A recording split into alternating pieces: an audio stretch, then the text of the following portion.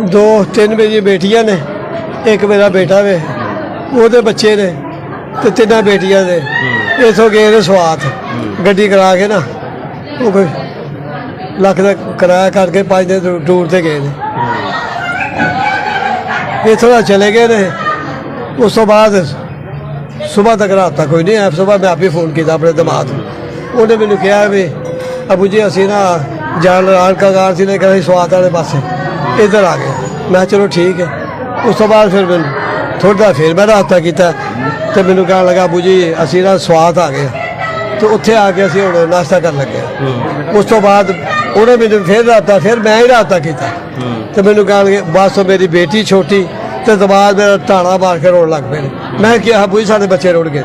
बाकी जो हूँ पता सानू कोई नहीं लगता पाया, साडा राबता कोई नहीं उत्थे हुंदा पाया, क्योंकि वो जेडे मेरे दमाद है ना सानू इन्ना ही पता लगा कि वो दरिया रुड़े ने, लेकिन पता कोई नहीं लगता। बच्चे हैं तस्वीर बनाते हूँ अगों समझ नहीं आती जी। बच्चे जेडे ना वो सारे दे बच्चे तकरीबन मेरी वड्डी पोतरी है सलाम की बच्ची है, नाल मतलब है कि छोटी 17 साल की 19 साल की है, पोतरा जरा को 15-16 साल का।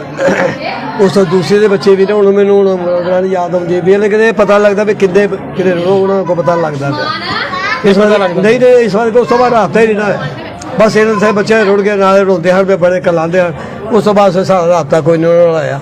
बेटा बेटा जो चला गया उस वे अब्दुल सलाम सुबह में चल गया वे। उधरों जेडे मेरी फौजिया बेटी है उन्होंने चाचे के बेटे भी गड्डी करा के चल गए, उन्होंने सारा राबता कोई नहीं होंगे।